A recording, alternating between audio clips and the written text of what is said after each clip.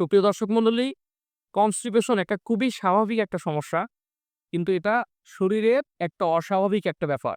যদিও কনস্টিপেশন বা কোষ্ঠকাঠিন্য এটা খুব একটা জটিল রোগ নয়। একটা শরীরের একটা কন্ডিশন। কিন্তু এই কনস্টিপেশনের ফলে বিভিন্ন রোগ সৃষ্টি হয়। প্রিয় দর্শক, আজকের ভিডিওতে আমরা জানতে পারবো কনস্টিপেশন কি? কনস্টিপেশন কেন হয়? কনস্টিপেশনের লক্ষণ কি? কনস্টিপেশন হলে কি হয়? এর থেকে প্রতিরোধ, প্রতিকার এবং এর চিকিৎসা সম্পর্কে সম্পূর্ণ ভিডিও শোনার আমন্ত্রণ জানিয়ে আমার ভিডিও শুরু করছি। চলুন শুরু করা যাক। প্রিয় দর্শক, প্রথমেই জানবো কনস্টিপেশন কি? কনস্টিপেশন শারীরিক একটা কন্ডিশন যেটাতে মূত্র ত্যাগে অথবা বাথরুম করার সময় কষ্ট হওয়া। এটাকে বাংলায় বলে কোষ্ঠকাঠিন্য। অনেক সময় দেখা যাচ্ছে যে বাথরুমে অনেক টাইম লাগে। বাথরুম থেকে আসার পরও পেট খালি না হয়, অনেক অনেক কষ্ট হয়। সপ্তাহে ৩ বারের বেশি বাথরুম হয় না। ১ দিন ২ দিন পর, পর হয়। অথবা বাথরুমের মল শুকনা থাকে, কষ্ট হয় বাথরুমের সময়। এটাকেই আমরা কনস্টিপেশন বলে থাকি অথবা কোষ্ঠকাঠিন্য বলে থাকি।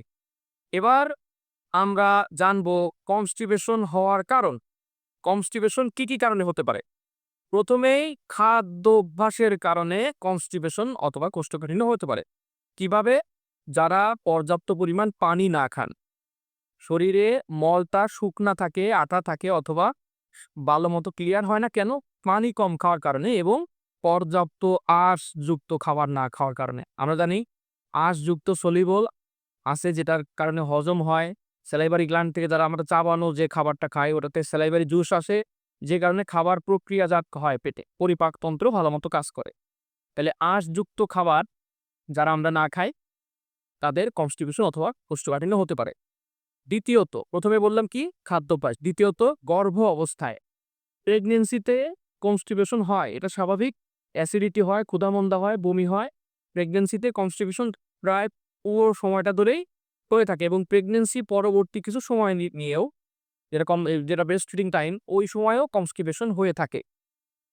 আর দ্বিতীয় কারণ গেল গর্ভ অবস্থায়। তৃতীয় কারণটা কি?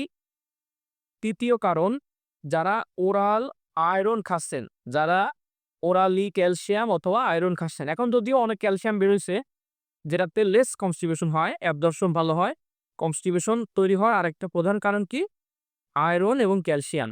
এই খাবারগুলোতে ওয়াটার লাগে বেশি। এই খাবারগুলোতে প্রক্রিয়াজাত করতে পানি লাগে বেশি। যে কারণে ওষুধগুলি বেশিরভাগ পানি শোষণ করে নেয়। শরীরে পানির কম থাকার কারণে কনস্টিপেশন তৈরি হয়। এরপরে বলি বয়স। কনস্টিপেশনের আরেকটা মূল কারণ হচ্ছে বার্ধক্য অথবা বয়স বৃদ্ধি হইলে মানুষের হজম কমে যায়। এই প্যানক্রিয়াটিক এনজাইম আসা বন্ধ হয়। এই কারণে কনস্টিপেশন হয়, অর্থাৎ বাথরুমে সমস্যা হয়। আরেকটা কারণ হচ্ছে শায়িত অবস্থায় দ্বারা শয্যাশায়ী বেশিরভাগ সময় বিছনায় থাকার কারণে এই কনস্টিপেশন হতে পারে। যারা শারীরিক পরিশ্রম করেন না, জাঙ্ক ফুড খান, যারা বেশিরভাগ সময় হাঁটাহাঁটি করেন না, এক্সারসাইজ করেন না, তাদের কনস্টিপেশন হতে পারে। যাদের প্যানক্রিয়াটিক ইনসাফিসিয়েন্সি অথবা লিভারের সমস্যা আছে, তাদের কনস্টিপেশন হতে পারে। তাদের কনস্টিপেশন হতে পারে। আরেকটা কি কারণ? আরেকটা কারণ হচ্ছে মানসিক যন্ত্রণা। যারা বিভিন্ন মানসিক টেনশনে ভুগতেছেন, ঘুম ভালো হয় না, ডিপ্রেশন, তাদের কনস্টিপেশন হতে পারে। আরেকটা গুরুত্বপূর্ণ কারণ, এটাই সর্বশেষ। এই কারণটা হচ্ছে যাদের পেটে আঘাতজনিত কারণ আছে। পেটের মধ্যে আঘাতের কারণে এই কনস্টিপেশন হতে পারে, কোষ্ঠকাঠিন্য হতে পারে। প্রিয় দর্শক, এখন আমি বলবো কনস্টিপেশনের লক্ষণগুলি কি, কি? প্রথমেই বলে রাখি কনস্টিপেশনের লক্ষণ: বাথরুমে কোষ্ঠকাঠিন্য অর্থাৎ কষ্ট হওয়া। দ্বিতীয়ত, শুকনা থাকা, মলদ্বারে শুকনা থাকা। তৃতীয়ত, বাথরুমে সময় বেশি লাগা। চতুর্থত, পেটটা ফোলা, পেট চাপা এবং পেট ভরে থাকা। পঞ্চম, ক্ষুধা না লাগা। ৫ নাম্বার কি? ক্ষুধা না লাগা, খাওয়ায় অরুচি। এই ৫টা কারণ বললাম, যে কারণ দেখে আমরা বুঝতে পারবো যে কনস্টিপেশন আছে। যে কনস্টিপেশন যেহেতু বাচ্চাদের বড়দের ২ ক্ষেত্রেই হতে পারে, সেহেতু বাচ্চারা আসলে আমরা পেট এভাবে থাবড়াই, এভাবে এভাবে চাপ দেই। এভাবে করলে বোঝা যায় যে আসলে ওর কনস্টিপেশন হইছে কিনা, পেট শক্ত কিনা, তলপেট ফোলা কিনা, পেটে অ্যাসিডিটি কেমন, পেটে এই যে শব্দটা বয়েল সাউন্ড আমরা যেটাকে বলি, গড় শব্দ, এই আওয়াজটা আছে কিনা, পেটের মধ্যে পানি কতটুকু আছে, এটা আমরা আস্তে দিলেই বুঝতে পারি। সুপ্রিয় দর্শক মণ্ডলী, এবার আমরা আলোচনা করব কোষ্ঠকাঠিন্য প্রতিরোধে কি কি করা যেতে পারে? প্রিয় দর্শক, অনেকেই নিজের সেফটির জন্য কোষ্ঠকাঠিন্য প্রতিরোধে ল্যাক্সেটিভ ব্যবহার করে থাকেন, বিভিন্ন মল নরম করার ওষুধ খেয়ে থাকেন। বেশিরভাগ এটা টেন্ডেন্সি মাথায় চলে আসে। অনেক সময় একটা ডিপেন্ডেন্সি চলে আসে কি যে এই বাথরুম নরম করার ওষুধ না খেলে আর আমার পায়খানা হবে না, অথবা ডুশ না নিলে, সাপোজিটরি না নিলে, অথবা এনিমা যেটা আমরা বলি বাথরুম নরম করার একটা লিকুইড, ওটা না নিলে আমার বাথরুম হবেই না। এরকম টেন্ডেন্সি যাতে না হয় সেজন্যে ঘরোয়া স্বাভাবিক এবং বাড়িতে কিছু পদ্ধতি ব্যবহার করলে এই কোষ্ঠকাঠিন্য থেকে আমরা রেহাই পাবো। আমি সেটাই বলব। প্রথমেই বলে রাখি, কোষ্ঠকাঠিন্য প্রতিরোধে সবচেয়ে গুরুত্বপূর্ণ ভূমিকা পানি। পানির কোনো বিকল্প নাই।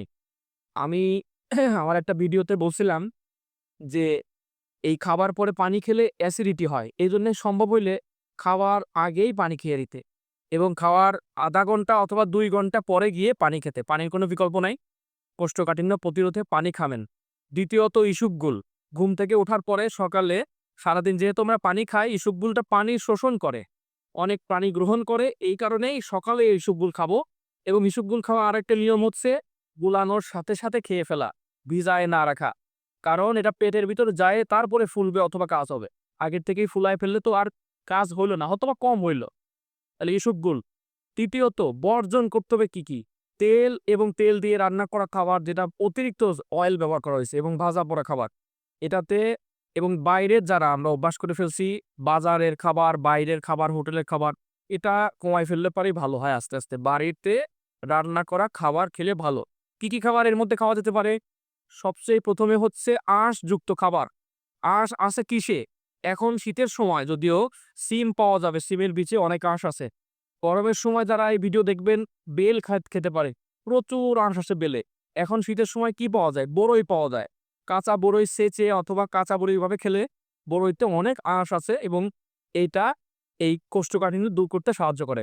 আরো বিভিন্ন ফল ফ্রুটস আছে যেগুলা খেলে কোষ্ঠকাঠিন্য দূর হয়। এর মধ্যে অন্যতম কয়েকটি ফলের নাম হচ্ছে আমলকি, জলপাই, কামরাঙা, আমড়া। তারপর দেখা যাচ্ছে যে আঁশযুক্ত খাবারের মধ্যে পড়ে লেবু, কমলা, মাল্টা। এগুলা খেলে পরে, চাবাই খেতে পারলে পরে এটা এই কনস্টিপেশন এর জন্য কাজ হয়। যে খাবারগুলো রস বেশি এবং রসালো ফুড, এগুলা খেতে পারলে এই কনস্টিপেশন এর জন্য ব্যাপক একটা পরিবর্তন আসে এই ফলগুলি খেলে। কোষ্ঠকাঠিন্য দূর করতে অনেকেই মনে করে আটা খেলে, রুটি খেলে কোষ্ঠকাঠিন্য হতে পারে। কিন্তু আসলে লাল রঙের আটা, যেটা গম অথবা যব দিয়ে তৈরি, এই আটায় অধিক আঁশ থাকার কারণে হজমের জন্য এটা ভালো। তো আমরা ২ বেলা যারা অভ্যাস করতে পারি ভালো, সকালে নাস্তায় এবং রাতে রুটি খেলেই ভালো হয়। আর বিশেষ করে আটা দিয়ে তৈরি যে পরোটা, এটা তো বাদ দিতে হবে। কারণ যে তেলে ভাজা পরোটা, এটা বাদ দিতে হবে। বিশেষ করে কোষ্ঠকাঠিন্য হইলে যাদের মলের সাথে রক্ত যাচ্ছে অথবা কন্টিনিউ সপ্তাহে ৩ দিনের কম বাথরুমে আপনার যেতে হচ্ছে, মেজর হয়ে গেছে, তারা অবশ্যই ডাক্তার দেখাবেন এবং বিশেষজ্ঞ ডাক্তারের পরামর্শ নিবেন। প্রিয় দর্শক, এ ব্যাপারে আমি বলব কোষ্ঠকাঠিন্য ট্রিটমেন্ট কি এবং কি চিকিৎসা নিলে কোষ্ঠকাঠিন্য ভালো হবে। প্রথমেই কোষ্ঠকাঠিন্যর যে প্রতিরোধ ব্যবস্থা, এইটা এইখানে সেট আপ করে দিতে পারলেই এই কোষ্ঠকাঠিন্য ভালো হয়ে গেল। কিন্তু যখন ডাক্তারের কাছে রোগী আসে, তখন শুধু কনস্টিপেশন অথবা কোষ্ঠকাঠিন্য নিয়ে আসে না। পাশাপাশি আনুষঙ্গিক আরো কয়েকটা রোগ নিয়ে আসে। ওইগুলার ম্যানেজ করতে পারলে, ওইগুলা ট্রিটমেন্ট করতে পারলে কোষ্ঠকাঠিন্য ভালো হয় এবং পাশাপাশি এই প্রতিরোধমূলক ব্যবস্থা, এটা তাকে অ্যাডভাইসের মাধ্যমে অ্যাডভাইস করে দিতে হবে। পানি খেতে বলতে হবে, ইসবগুল খেতে বলতে হবে, অনেক সবজি, অনেক ফল, অনেক ফ্রুটস, পাশাপাশি আঁশযুক্ত খাবারের প্র্যাকটিস, চাওয়ানো খাবারের প্র্যাকটিস, এক্সারসাইজের প্র্যাকটিস, এইগুলা করতে পারলে কোষ্ঠকাঠিন্য ভালো হয়। যাদের ক্ষেত্রে কনস্টিপেশনের মেজর রিস্ক আছে, তাদের ক্ষেত্রে আমরা ল্যাক্সেটিভ ইউজ করতে পারি। বিভিন্ন ধরনের ল্যাক্সেটিভ বাজারে মার্কেটিং এ আছে। ১ম এ ল্যাকটোজ গ্রুপ আছে, সোডিয়াম পিকোসালফেট আছে, তারপরে আরো বুকালপ্রাইড আছে। এই রিলেটেড ল্যাক্সেটিভ ইউজ করতে পারলে এই কনস্টিপেশন থেকে রেহাই পাওয়া যায়। পাশাপাশি সার্জিক্যাল প্রসিডিওর অথবা মেজর যাদের সমস্যা, তারা আ ৩ দিনের বেশি অথবা ২ দিনের বেশি বাথরুম বন্ধ থাকলে আমরা গ্লিসারিন সাপোজিটরি এটা ইউজ করতে পারি। এটা ম্যাক্স ডোজ হচ্ছে 4 স্টিক অথবা 2.30, এটা সর্বোচ্চ ৪ টা ইউজ করা যায়, আমরা একসাথে জানি। পাশাপাশি এনিমিয়া যারা আছে, মেজর প্রবলেম, তাদের ক্ষেত্রে এই ওয়াশ পদ্ধতি যা আমরা বাংলায় বলি, এটা ব্যবহার করা যেতে পারে। সুপ্রিয় দর্শক মণ্ডলী, আপনারা যারা কনস্টিটিউশনে ভুগছেন, তাদের যদি কোনো প্রশ্ন থাকে এই ভিডিওর মাধ্যমে আপনারা কমেন্ট বক্সে প্রশ্ন করতে পারেন, সরাসরি আমার সাথে যোগাযোগ করতে পারেন। সম্পূর্ণ ভিডিও যারা প্রথম থেকে শেষ পর্যন্ত দেখলেন সবাইকে অসংখ্য ধন্যবাদ জানিয়ে এবং সাবস্ক্রাইব করে, লাইক করে, শেয়ার করে পাশে থাকার অনুরোধ জানিয়ে আজকে এই ভিডিও এখানেই শেষ করছি। আল্লাহ হাফেজ, ভালো থাকবেন।